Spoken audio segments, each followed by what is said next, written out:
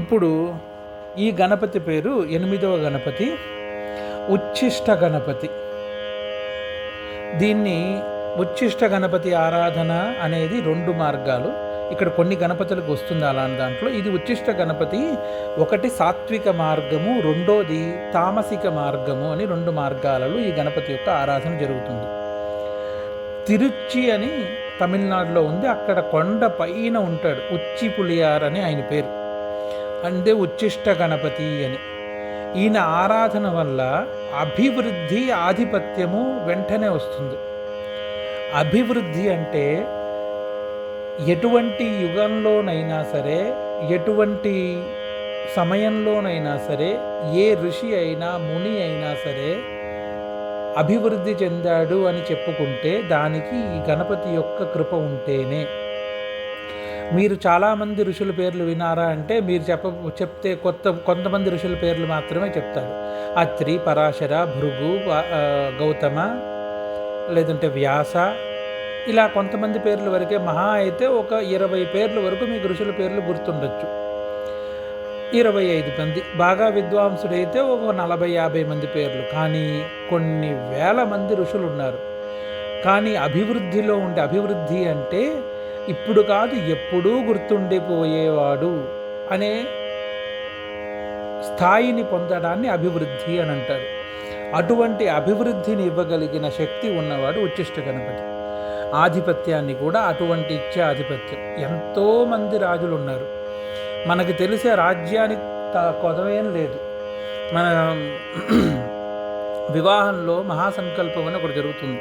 అక్కడ ఒక ఎన్ని రాజ్యాలు ఉన్నాయి అని చెప్తూ అంగ, వంగ, కళింగ, కాశ్మీర, కాంభోజ, సౌవీర, సౌరాష్ట్ర, మగధ, మాలవ, నేపాల, కేరళ, చోళ, పాంచాల, గౌల, మలయాళ, సింహల, ద్రావిడ, కర్ణాటక, నాట, కర్వాట, పానాట, సాట, పాట్య, పులింధాంధ్ర, హుణ, దశార్ణ భోజన, కుక్కురుగురు, గాంధార, విదర్భ, విదేహ, బాహ్లిక, బర్బర, కేకయ, కోశల, కుంతల, కిరాత, శూరసేన, సేవన, కొంకణ, టెంకన అని అటు ఇటుగా 52 పేర్లు చెప్తారు.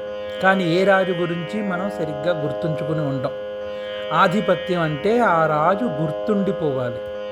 ఇప్పటి కాలంలో మనం చెప్పుకోవాలంటే ఛత్రపతి శివాజీ రాజు గారు, లేదు విజయనగర సామ్రాజ్యాధీశ్వరుల్లో ఎంతమంది రాజులు వచ్చెళ్ళారు, కానీ మనం ఇప్పటికీ గుర్తుండిపోయే పేరు కృష్ణదేవరాయలు వారు.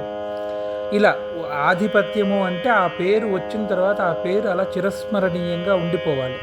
అటువంటి ఆధిపత్యాన్ని కూడా ప్రసాదించగలిగిన వాడు ఈ ఉచ్ఛిష్ట గణపతి.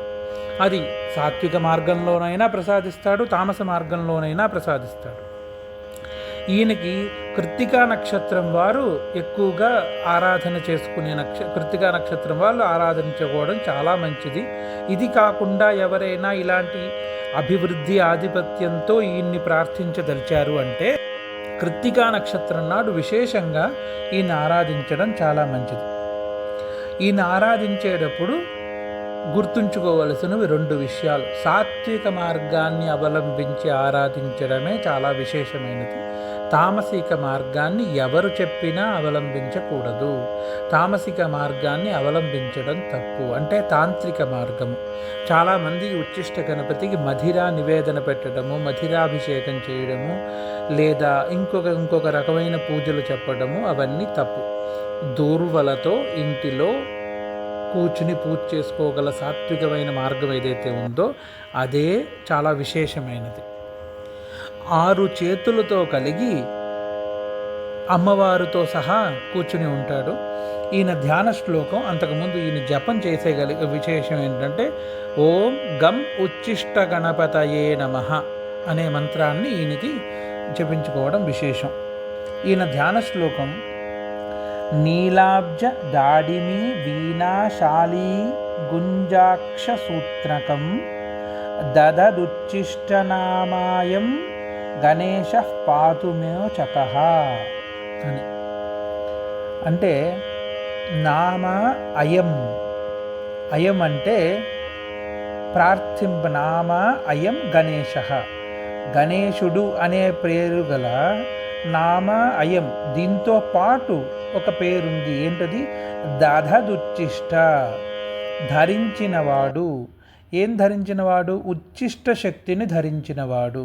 ఉచ్ఛిష్ట అనే శక్తిని ధరించిన ఉచ్ఛిష్ట గణపతి అనే ఆయన ఏవేం ధరించున్నాడు, ఎలా కనిపిస్తున్నాడు అంటే నీలాబ్జ, నీల తామర పువ్వు ఎలా అయితే కనిపిస్తుందో ఆ రంగులో కనిపిస్తూ, ఒక చేతిలో దాడిమి ఫలము, దాడిమి ఫలం అంటే దానిమ్మ, దాడిమి ఫలము, ఇంకొక చేతిలో వీణ, ఇంకొక చేతిలో శాలి అంటే ధాన్యపు గుచ్చము, ధాన్యపు గుచ్చము, అక్షమాల అంటే రుద్రాక్షమాల, అది కూడా ఎలాగంటే గుంజాక్షమాల అంటారు, అంటే జపం చేస్తూ ఉన్న సూత్రమాల, గుంజాక్షమాల సూత్రకం అని అంటారు. గుంజాక్ష సూత్రకం అని ఇక్కడ ఉంది, గుంజాక్షమాల సూత్రకం అని మనం వివరించేటప్పుడు చెప్పుకోవాల్సింది.